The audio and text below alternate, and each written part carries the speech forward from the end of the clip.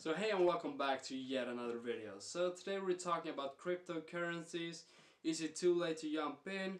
What currency should you buy? Am I investing? What am I investing in? We're going to talk about everything today. So let's get right started. So to start off, we're going to talk about Enjin.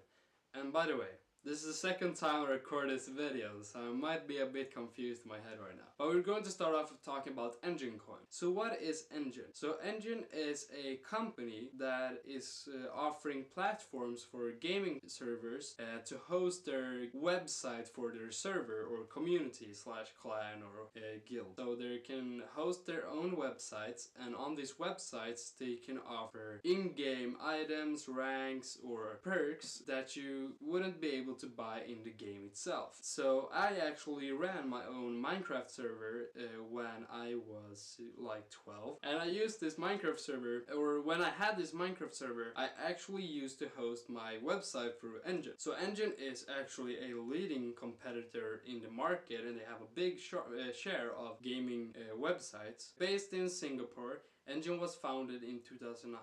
According to the white paper, Enjin is the largest gaming community creation platform online with the following data on user base / usage. 2,500 gaming communities across thousands of games, 18.7 million registered and 3.5 million active gamers, 60 million global views per month, millions of dollars per month in virtual goods sales across Enjin community stores. So Enjin is actually one of the biggest platforms doing this in the market right now. So what I usually did when I had a server is that I used Enjin to be able to sell in-game perks. And with the profits that I made through this, I used to host the server, pay the rents, and also take a portion of profits. In the days when I used to run servers, most of the transactions happened through either credit cards or PayPal. But both credit cards and PayPal have their negatives. So for one, you have to be 18 in most countries to even have an account or even have a credit card. So this makes it a lot harder for servers to just get these players to buy the perks, since most people are very young when they play games. For example,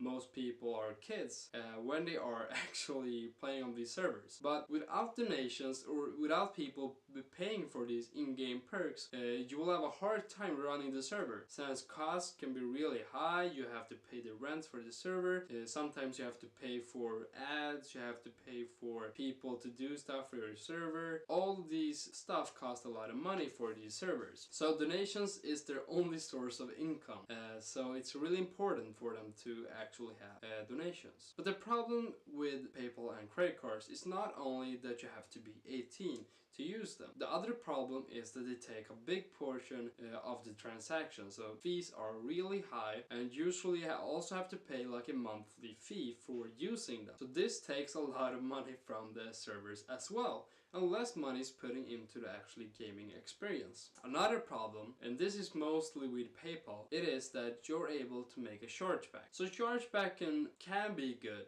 if you're getting scammed. But in most cases on these servers, you are able to take back your money, and this really gets back on the server, since they will have a hard time paying back the money, and they will also lose money that is considered a donation. It's basically like donating money to a foundation helping people in Africa. And then they buy food for the kids in Africa, and when they already ate the food in Africa, someone is saying, "Oh no, I regret it.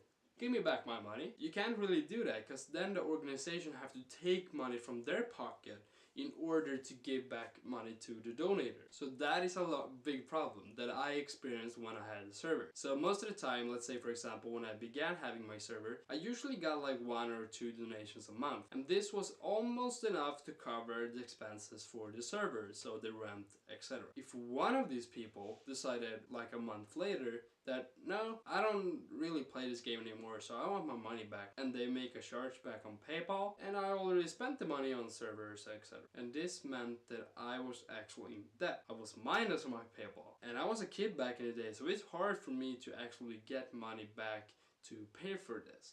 And it actually ended up being a big problem.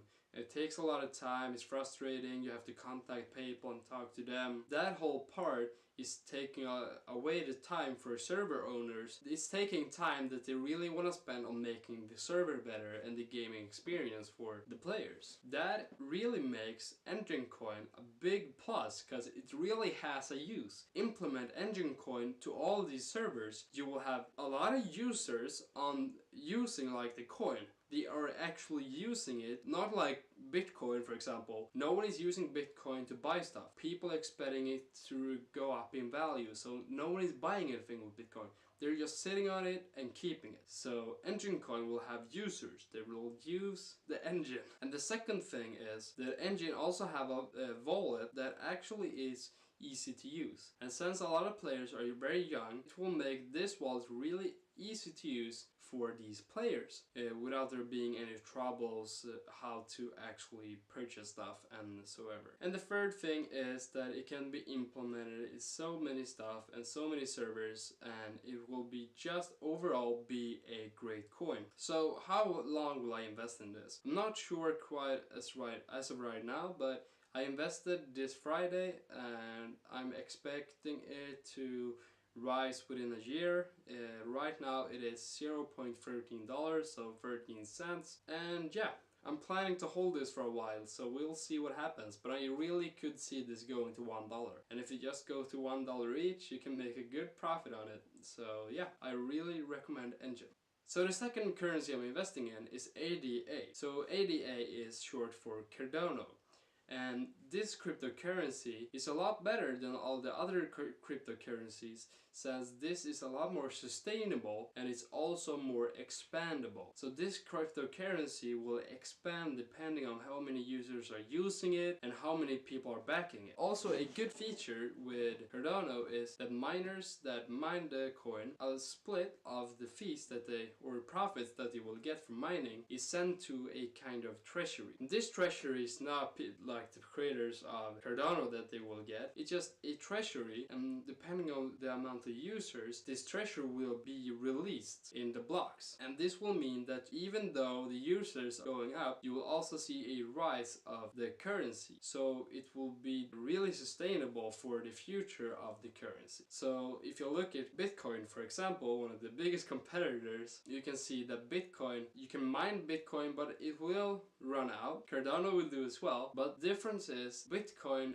have a lot of problems with Bitcoins being lost. And let's say, for example, all Bitcoins are lost in the world, it will be really hard to get Bitcoin if there are only a few left. That will really make Bitcoin unusable and people will stop using it overall. That will make Bitcoin crash. But this is really a long time in the future. But Cardano is implementing these features that will make it usable in the future, and it will expand as the users expand as well. Another interesting thing with Cardano is that Cardano is actually planning to partner up with different governments and countries. This will make that Cardano is more openly welcomed by these governments and also implemented in these nations. So if we're talking about, for example, countries in Africa that's really undeveloped, you can see that Cardano can actually, the currency that the country is using right now can be switched up with Cardano, and they can use Cardano as their national currency. Usually you have these undeveloped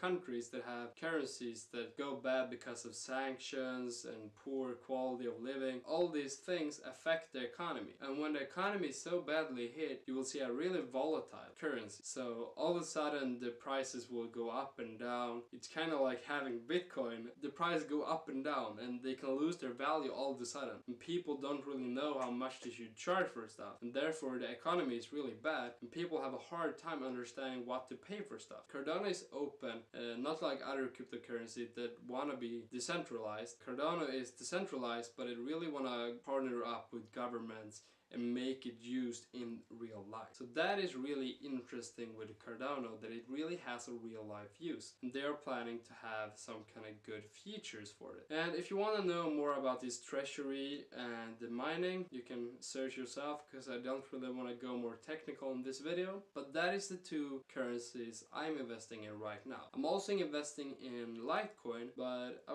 will cover this in another video because Litecoin is going to be my biggest investment. But how do you get these two currencies? So what you want to do is go to Coinbase. You can use the link down in the description and you will get $10 for free. Invest $100. And I will also get $10, so thank you for that. Buy Bitcoin, Ethereum, or whatever currency you want to buy. Then you make an account on Binance. You can also use my referral link down in the description and I will also get some money on that. And when you go on Binance, you want to send your currency from Coinbase to Binance. And on Binance, you can exchange your Bitcoin, for example, into either Enjin or Cardano or any other currencies that you want to use. I use Binance because it has a large amount of users and this makes transactions go a lot faster since you will have a lot of buyers and sellers. That is how you get the currency. Don't forget to get a wallet so you're safe and don't get hacked. Thank you for watching this video. Don't forget to like, subscribe, comment if you have any questions, and don't forget to check out my social medias down in the description.